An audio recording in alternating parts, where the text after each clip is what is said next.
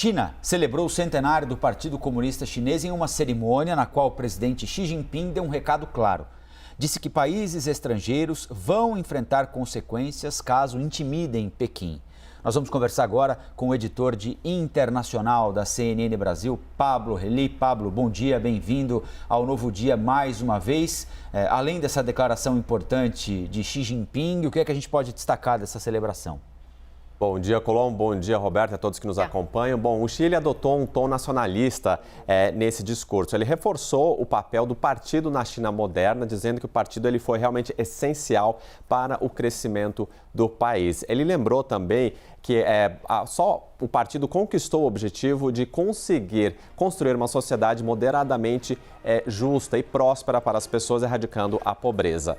Essas declarações foram feitas diante de a gente pode dizer uma audiência ali de 70 mil pessoas que estavam na Praça da Paz Celestial. O discurso do Xi foi ali de torno de 1 hora e ele também prometeu desenvolver o exército chinês. Ele se mostrou compromissado ali com a reunificação de Taiwan e disse que a estabilidade social seria garantida em Hong Kong, enquanto ele conseguiria manter a soberania e a segurança da China. Disse também que a China nunca intimidou ninguém e fez um alerta a países estrangeiros, como a gente vê nessa declaração agora.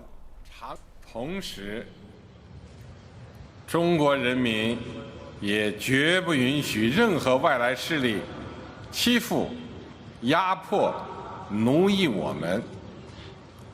谁妄想这样干，必将在14多亿中国人民用血肉铸成的钢铁长城面前碰得头破血流。 Pois é, bem aplaudido. Xi não citou alguns episódios da história chinesa. A gente pode dizer que esse discurso também focou muito na juventude, olhando para frente. Ele não focou tanto no passado e alguns episódios importantes, inclusive, da história do século passado na China, como a Revolução Cultural Chinesa ou até algumas consequências políticas adotadas pelo processo de industrialização de Mao Tse-tung. Lembrando que essas políticas econômicas adotadas por Mao Tse-tung lá atrás, na década de 60, levaram a uma fome na China e algumas estimativas indicam que até 30 milhões de pessoas teriam morrido. Bom, é isso por enquanto. O Pablo, fica mais um pouquinho com a gente, não é isso por enquanto não. Conta pra gente como é que o partido se estrutura hoje em dia. Bom, então tá, Roberto, a gente vai dar uma olhada então no passado. Ele começou ali como partido em 1921, antes deles tomarem o poder na China em 1949, como um partido então de camponeses, trabalhadores, e acabou se tornando mais diversificado.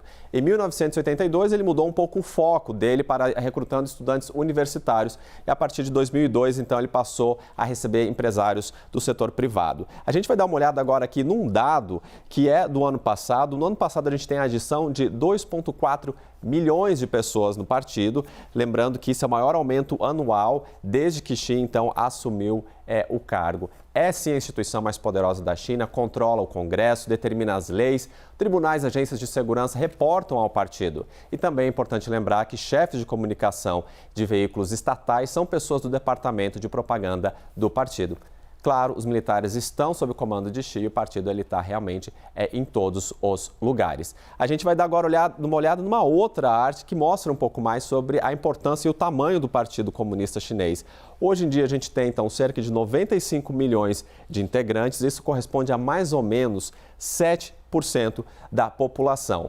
2 integrantes do partido têm ensino superior, lembrando que então a gente tem uma divisão de 70,2% para homens e 28,8% o partido então ele é composto por mulheres. No topo do partido temos então uma chefia masculina. Lembrando que então as pessoas precisam renunciar à religião para entrar no partido comunista, inclusive como budismo e taoísmo, que estão presentes na comunidade chinesa há muito tempo. Bom, pulando dessa arte que a gente tem, nós vamos para alguns dos desafios que o Partido Comunista tem hoje em dia. A gente tem o declínio da taxa de natalidade. A China ela tinha adotado por muito tempo a política de um filho único, depois passou para a política de 2 e passou a permitir 3 filhos para tentar mexer nessa taxa de natalidade que está em queda. Mas alguns analistas lembram que só isso não basta para você conseguir aumentar a taxa de natalidade no país, lembrando dos altos custos para, por exemplo,